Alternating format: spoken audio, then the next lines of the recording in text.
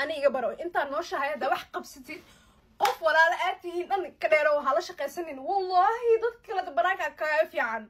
أوكي فيديو هاوس منه يا قف كيش قدرني أو هولن جوجا if you can drive blast point أكوي هاي قيمة الصوت كسبش اللي دقنت هاي شقة flexible communication هنا دو في عنا شقة أنا في عنتا أنا قف the best person ولا شقين كرت ده هاي أصلا شقة أسفع وقبسني سد حشمنا على هذا هاي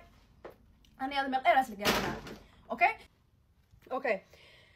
marka xanaaqsanahay ama emotional ka ahay Soomaaliga luqado badan inta luqada aqaan aan isku daraa soo xasmee inta ku qortay wixii gala jajbiti isticmaalay Soomaali waxan oo Soomaali waadix ah oo qof kasta fahmaya anoo dareenkay si fiican u sheegay okay maalmihii u dambeeyay waxa culays ii saarnaa la shaqeynta family-gayga walaalahayga nolosha outside ka shaqada markii laga baxo dad fiican waay meeshaas problem ma ka jiro laakiin problemku meesha waxa ka jira waxa waay the work environment which is a big deal okay business hortaleeto oo lagu wado Europe oo adduunka dhan u shaqeynaysid shaqadiisi iyo dhibkiisi maskax ahaan iyo jir ahaan ma fududo anyway family-gayga waxa siiyay fursado shaqo raaxo xuriyad waxa uu abuuray meel ay si nabad ugu shaqeyn karaan xitaa gurigooda ay ka joogo cunto ku cunayaan maskax ahaan u nasteen u koreen comfortable work life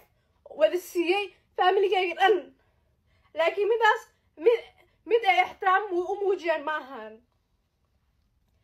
ganacsigaas waa kii siiyay xuriyad waa kii sababay in laga walwalin any problem oo family-gi soo wajaho waa midkii hooyadeena nolol raaxa la geliyay waa midkii hooyadeena sanad kasta dahab u xiray waa midkii hooyadeena xitaa saaxiibayaasheeda ka farxiyay waa midkii hooyadeena sanadkii ugu yaraan saddex jeer travel opportunity siiyay ma mudnayn miya in la ilaaliyo la ixtiraamo la support gareeyo minina tahay midaas inay shaqo kale ka heli lahaayeen haddii dad kale u shaqeyn lahaayeen do you think inay waxay rabaan sameyn lahaayeen haddii shaqo kaleeto ka shaqeyn lahaayeen laakiin waxay u qaateen si caadi ah waxay iloobeen culeyska aan qaado maalin walbo aniga waxa ahay dumar rag mihi waa dareemaa waa jawaa bir mihi marka qaar waxaa lii arkaa sidii machine lama dareemo inaa u baahanahay nasasho ma la dareemo inaa u baahanahay caawimad